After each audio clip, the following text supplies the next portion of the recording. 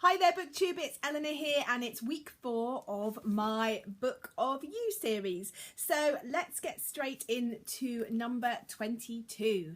Number 22 is to make a daily routine inconvenient. It says that if you can move more throughout the day by building movement into your daily routine, it adds up over time. So it suggests things like using a smaller glass so that you have to get up more often to refill it. My task this week, I have started parking further away from my daughter's school. She is on a school that's sort of off of a little parade of shops. I now park at the shops and walk down to the school, so it just makes that little bit further to walk to and from, so building up that walking that little bit more. Number 23 coincides quite a bit with one that I did last week, which is home exercise. So adding things into your day like getting out of your chair if you're working and doing squats. I regularly am running around after Matilda anyway, but as I mentioned last week, I am continuing my run up and down the stairs for 10 minutes, so I'm including that as my home exercise. Number 24 is a cultural micro experience. It says, did you know that cultural activities improve the bond between the two halves of your brain? Anything counts, from reading a novel to attending an opera or going to the theatre, from visiting a gallery to writing a poem or story or even doodling. So I read a lot, but also this week I went to see Matthew Bourne's Sleeping Beauty at Sadler's Wells. This is the first ballet I've ever been to, and I will definitely be attending more of Matthew Bourne's ballets. It was brilliant. It's amazing, the storytelling without using words, just music and dance. The costumes were fantastic, the set was brilliant, and the main character's dancing, she was a pure delight to watch. So that was my cultural micro experience of this week. Number 25 is to share a family meal. Well, I have been gathering with my husband more regularly. We've been finding it difficult since I stopped eating to a paleo diet. I still eat some of it, but my husband is sticking with it because it helps with his marathon training and he's found it's helped with his health.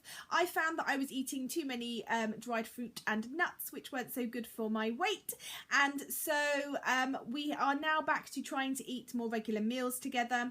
I bought myself a spiralizer, so I have been making celeriac noodles with vegan pesto and chicken, and we have been sitting down for meals together, which this says takes gather loved ones around you.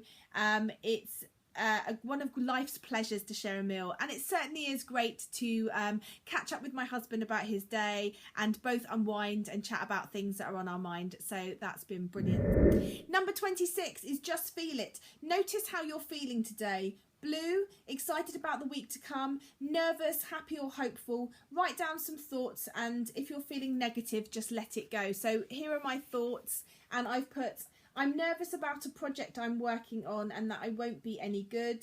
I can't say any more about that because it's a BookTube project, but I'm a little bit nervous. It's something I haven't done before and I'm a little bit nervous that it's not going to go well.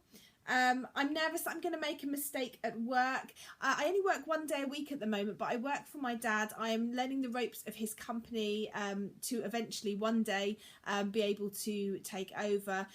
This is in 10, 20, 30, hopefully a long way off. My dad is currently with my mum in New Zealand, visiting my brother and his children, and so I am having to do the work myself as and when I can. Obviously there's still email interactions with my dad, and I get really nervous that I'm going to make a mistake, so that's something that plays on my mind a little bit.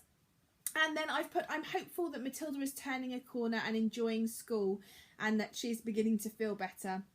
So it turns out my daughter had tonsillitis.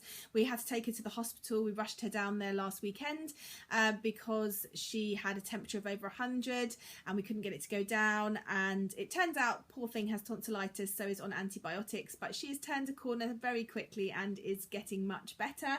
And also she is now running into school and saying, "Bye, mummy," and really enjoying it. Whereas before she was clinging to me and crying, and it was devastating having to leave her. So that is some positives that have been happening recently. Next is to take stock. Devote a bit of time today to take stock of your fridge contents. I bet it gets to a certain point every so often when your fridge, like mine, has been totally neglected. So have a rummage, pull out all those half-used leftover and past their prime items, use them up, turn them into meals, freeze them or pop them in the fridge so they're not forgotten. So that's what I've been doing. I might show you a clip here of my fridge if I'm not too embarrassed. Okay, so we're going into my fridge.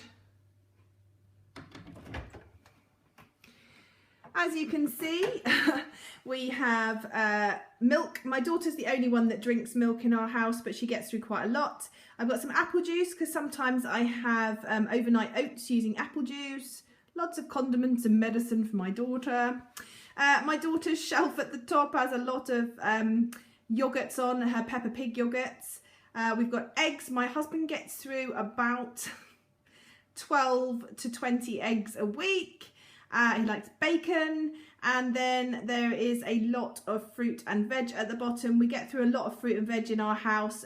We have 2 vegetables every night at least, and often I use the vegetables at lunchtime as well. So I shall be using up all of these things over the next week.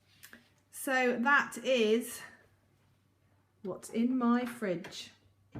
We regularly don't have a problem where things are left over, apart from things sometimes like pickles and sauces that can sit there for a long time unused. You know, you buy some mint jelly for a Sunday roast and then it doesn't get used for ages and it goes out of date. But I'm pretty good at using stuff up, so we're currently using up all our fruit and veg. And then the final one for this week is off with the digital alerts. It's hard to make progress on priorities when a peep, buzz or notification alert interrupts you every 30 seconds. This digital chain jerking can be a real drag on productivity. Turn off one or more alerts today to regain some focus.